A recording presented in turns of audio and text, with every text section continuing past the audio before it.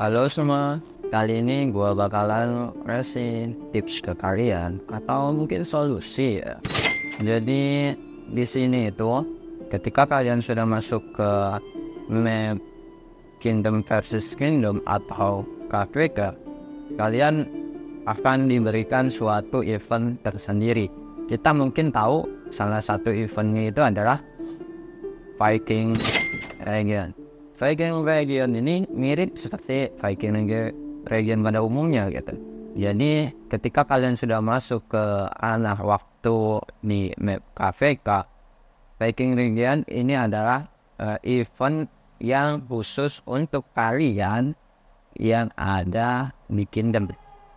Tapi bisa tetap dikerjakan walaupun kalian ada di map KVK. Jadi walaupun kalian di map Kingdom atau map KVK, kalian tetap bisa mengerjakan semua quest yang ada di sini. Mulai dari stage 1 sampai dengan stage 6 nanti. Urutan isinya juga sama saja. Hanya saja di KVK ini, di KVK ini VR-nya itu ada si Howard. Sedangkan untuk event yang khusus untuk di map KVK yang sama seperti ini itu adalah Beyond. Jadi kalau sekarang gue posisinya adalah ada di Kingdom, di peta Kingdom. Jadi kalau di peta Kingdom kalian nggak bakalan menemukan event tersebut ya. Makanya event tersebut nggak aktif kalau kalian mengerjakannya di luar map KVK. Dan kalau misalkan VR kalian mengerjakannya di map KPK atau di luar KPK sama aja. Makanya kenapa gua datang ke sini ya, kenapa gua datang ke sini itu lebih ke untuk memaksimalkan buff reset. Karena kan kita butuh yang rune kuning, terus decret pajak, terus dan buff-buff yang lain. Makanya gua sekarang keberadaannya ada di Kingdom gua sendiri. Ketika nanti dari Kingdom ini selesai, gua udah dapetin buffnya semua, ya waktunya untuk gua kembali ke map dari KVK itu sendiri. Ya seperti kalau misalkan di sini kita sebelum pindah ke map, gua bakalan kasih review dulu untuk yang kalian mau memilih Hobart atau Beyond dalam prosesnya nanti ketika acara dimulai, mau VR kah atau mau event Beyond atau Road of Conquest. Nah, gua review dari yang Hobart dulu ya. Di sini kalau kalian mau lihat hero Hobart itu sama hero infantry. Jadi kali ini adalah untuk hero infantry ya. Dan di sini antara Beyond dan Hobart, kalau misalkan Hobart kalian bisa lihat dari tipenya dari dua skill pertama ini ya. Dari skill satunya ini kalian bisa lihat bahwasanya Hobart ini dia tipikal yang single target dan dia memberikan penghapusan buff untuk targetnya atau lawannya atau musuhnya, dan juga menghapus satu debuff yang terdapat dari troops yang dia pimpin, sekaligus untuk memberikan faktor shield atau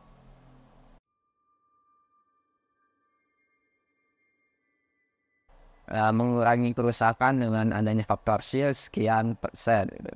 Terus ditambah lagi di skill keduanya, tiap 6 hit point yang hilang dari troops itu kamu bakalan meraih perolehan raid ya. Terus udah dapat raid, kalian juga dapat peningkatan untuk damage serangan dasar, dan ini bisa ditumpuk terus sampai 5 kali tanpa adanya bisa untuk dihilangkan. Jadi kalau untuk sekarang misalnya karena masih level 1 itu 6 dikali 5 30, itu udah ada peningkatan damage serangan dasar 30. Kalau misalkan dari ininya udah 10, itu ada damage peningkatannya itu sampai dengan 50%. Wow, keren. Jadi di sini itu lebih, kalau gua nyebutnya Hobart itu dia lebih ke tanker banget. Jadi selama dia masih hidup ya dia masokis kalau kata gua. Jadi maksudnya dia makin diserang ya makin seneng, makin dikumpul atau dikeroyok dia makin seneng kayak gitu. Jadi kalau dari skill 1 sama skill 2-nya dia cocok kalau menurut gua jadi penjaga tembok. Kalau misalkan kalian bukan menjadikan Hobart ini sebagai kalau kalian mencari suatu hero infanteri di antara Vision dan Hobart, yang dimana kalau misalkan kalian main truknya bukan infanteri, gue saranin pilih fokus ke Hobart aja, karena Hobart lebih untuk kalian menjaga kastil atau menjaga rumah kalian. Dia cocok, jadi biar kalau di swarm ya cukup biar dia sering ini aja sih, sering nge-raid gitu, lebih enak aja. Dan mungkin gue bakalan pasangkan dengan hero ya Arthur kalau di gue untuk jaga kastil. Dan untuk hero Bijon seperti apa kita bisa lihat selanjutnya ya di sini. Oke, kita waktunya kembali ke KVK, cukup masuk dan relokasi.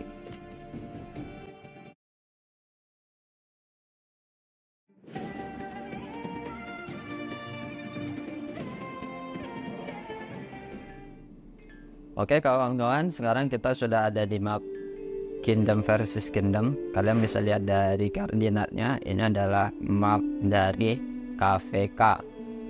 Dan otomatis ketika kita sudah masuk ke map KVK seperti ini, maka kita bisa melihat di sini event tambahan.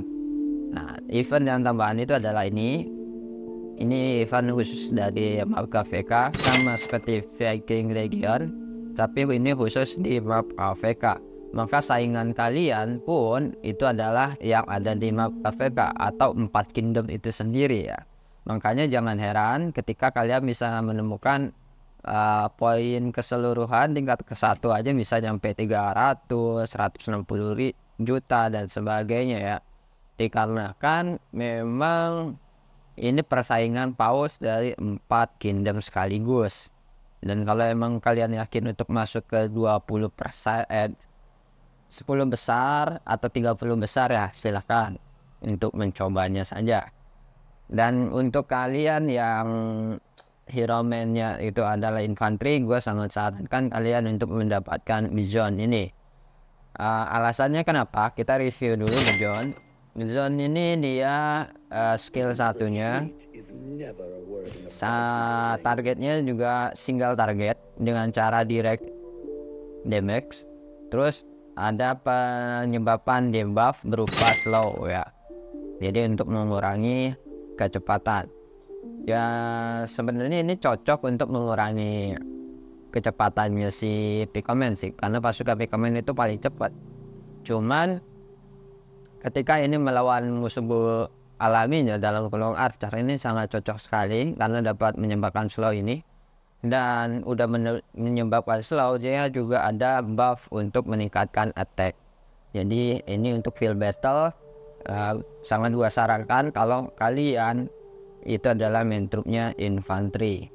Terus kedua skillnya ini adalah saat trup kalian melakukan serangan dasar maka berpeluang untuk menyebabkan 1 kali direct damage ya. Jadi di sini ada peluang langsung untuk memberikan serangan langsung, yang dimana jika targetnya kena slow maka ada peningkatan 1 lagi atau double damage, karena di sini bisa dilihat jika target slow beri lagi 1 damage langsung, jadi langsung double damage ya. Yang pertama peluang dari 20%, terus targetnya kalau kena slow ya ditambah lagi 1 serangan lagi, kayak double serangan gitu. Makanya di sini dia disebut tipe cooperation dan probabilitasnya 20%, karena ya kayak gitu, nggak sering aktif, anggaplah skill biasa. Cuman ya gini, buat kalian yang main troopsnya itu adalah Bejon dia main troopnya itu adalah infanteri, Bejon ini adalah alternatif buat kalian karena di sini tipenya sudah cocok, yaitu infanteri, VVP dan basic attacker ya, bisa dilihat lah, pandai serangan dasar. Jadi kita serangan dasarnya sudah harus baik. Itu skillnya. Skill 3 dan 4 itu kalian gimana mengkombinasikan aja ya. Lalu di sini kita lihat stacknya sampai stack ke-6 itu ada apa aja. Stack 1 ini itu dia lebih ke reset, seperti free air itu reset, terus pembangunan, terus pelatihan pasukan. Yang kedua itu membunuh niflung seperti pada umumnya. Yang ketiga itu, nah ini biasanya kan kalau di VR ini adalah pelatihan pasukan. Nah kalau di Road to Conquest itu ini adalah penempaan equipment. Di hari stack keempatnya ya biasa pengadaan sumber daya. Stack kelimanya ini batu pelor dan kawan-kawan ya, yang kalian tahu juga. Terus yang terakhir adalah pesta penjarahan, sama aja. Jadi bedanya cuma di stack 1 dan stack 3-nya aja. Sisanya sama. Terus perbedaan dari Road to Conquest dan VR, ini Road to Conquest, terus ini VR, itu lebih ke mapnya. Kalau misalkan Road to Conquest, kalian bisa mengerjakannya di map KVK saja. Tapi kalau di Fighting Region, kalian bisa mengklaimnya di map KVK atau map region, sama saja, sama-sama masuk poinnya ke event ini. Jadi seperti itu ya, bedanya hanya beda penempatan waktunya saja. Hadiahnya pun beda, pesertanya pun berbeda karena beda map, beda peserta gitu. Dan kalau untuk yang free player ya gua saranin sih lebih baik kalian fokus di bagian VR saja sih, karena lebih mudah daripada di yang Road to Conquest. Dan sisanya gimana ya, itu lebih ke kalian memanage sumber daya sih. Kalau emang dari sebelumnya kalian menghemat terus menghajar sumber dayanya di map KVK ya nggak apa-apa. Cuman ingat, syarat untuk masuk ke map KVK itu adalah kalian minimal harus di Kastil 20 ya. Minimal Kastil 20 baru kalian bisa masuk ke map KVK. Kurang dari itu ya nggak bisa. Jadi seperti itu ya ulasannya soal kalian mau pilih Bejon atau kalian pilih Hobart. Silahkan tentukan pilihan kalian saja. Terus di sini sekalian ada istilah cultivate ya. Kalau di map KVK ada cultivate Bejon, ada cultivate Hobart. Nah di sini lebih enak buat kalian yang infanteri nih. Jadi di sini kalian dikasih bocoran oleh pihak development equipment apa yang sangat rekomendasi untuk kalian yang bermain infanteri. Jadi kalian ingat-ingat saja nama-nama ini, Holocron, terus si Equibus, terus si Venom Armor, sama kapak ini. Udah. Jadi kalian nanti kalau untuk yang main troops yaitu infanteri, ikutin aja ini, nggak apa-apa. Ini juga sama-sama bagus. Seperti itu ya. Buat kalian yang infanteri ya silahkan coba equipment ini menjadi equipment andalan kalian di dalam membuild hero TV infanteri itu sendiri ya. Jadi ini tinggal kalian ikutin aja eventnya, isi.